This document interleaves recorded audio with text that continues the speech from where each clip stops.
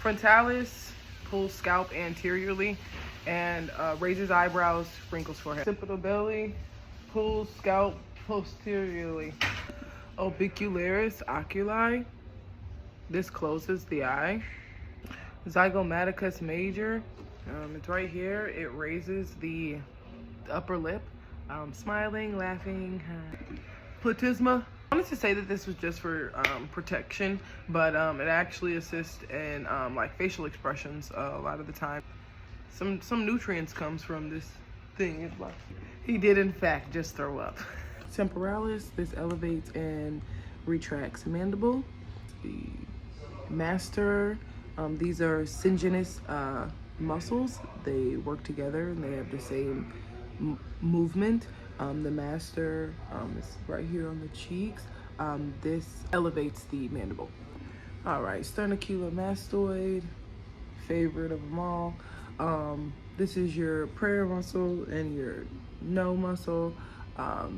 Doing it this way allows it to bilaterally contract to put it down, flexion. And this way is unilaterally contraction, so it can rotate and say no. Orbicularis oris, this closes your mouth, and like when you used to be in trouble. Get off me, get off. Trapezius, that is these right here, extends the head and elevates the scapulae. Pectoralis major, this adducts and medially rotates the arm. Subscapularis, that will be on the top, and that's a deep muscle, and that medially rotates the arm as well. Medially rotates the arm. Vater scapulae is actually a muscle that comes up here. You got a few skinny ones, but if it was out, I could see it. And this assists in raising and lowering shoulders. Rectus abdominis, the abdominal flexes your vertebrae and compresses abdomen. So how that would look is like this. Diaphragm sitting right here, right below your chest, in a cavity, boom, separating the abdomen from the thoracic cavity, okay? When you breathe in, it's shaped like this umbrella right now. When you breathe in, it goes like this.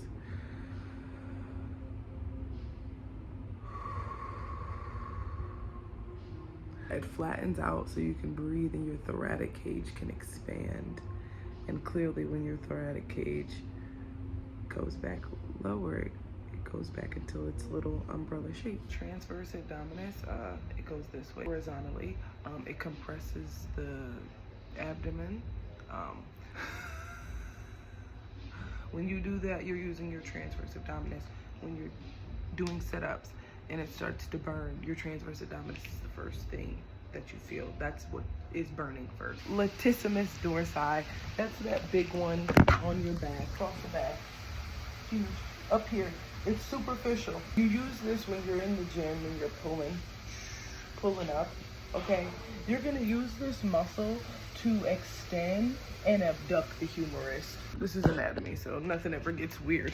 So, abductor magnus is like a square, like not square, but little piece that you can see right up under the gluteus maximus and gluteus medius, the hip closer to the midline. So literally, like, you could be standing here like this, and the abductor, that's what the abductor magnus does. Serratorius, your sartorius muscle, found out it's the longest muscle in the world. He's a dope guy. I mean, he goes from here to here on both legs.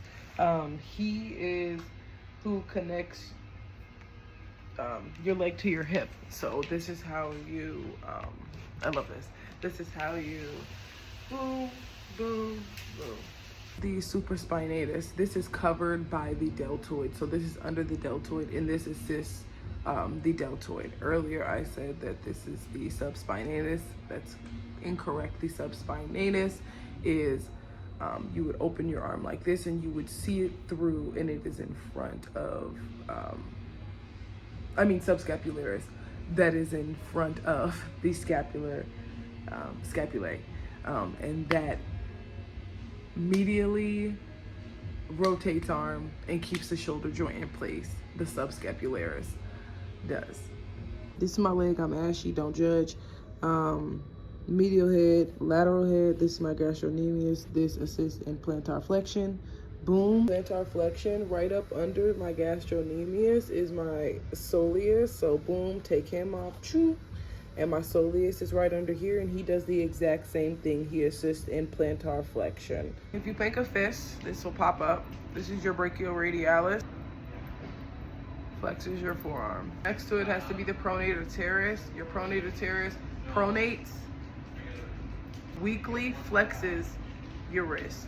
So this isn't being flexed because of your pronator, but it does assist in that. Supinator is deep under there.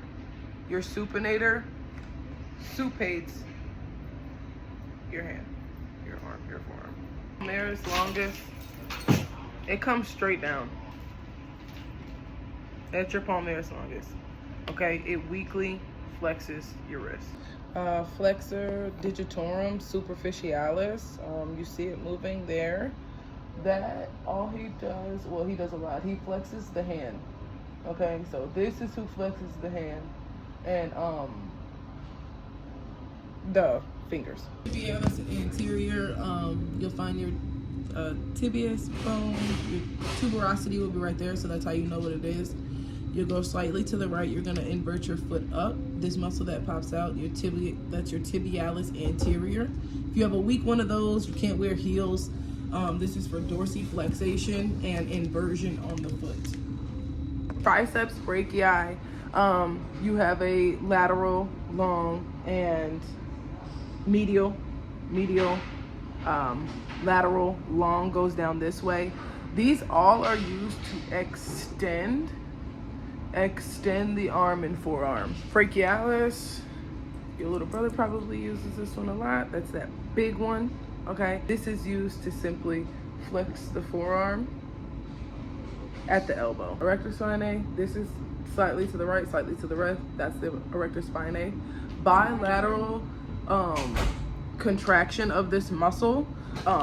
When you extend back with the vertebrae like this, it allows you to be able to be okay and maintain your posture that you need. The same thing when you go forward. This is your unilateral contraction, and it allows you to lean forward and laterally flex the front and rotates the vertebrae column. So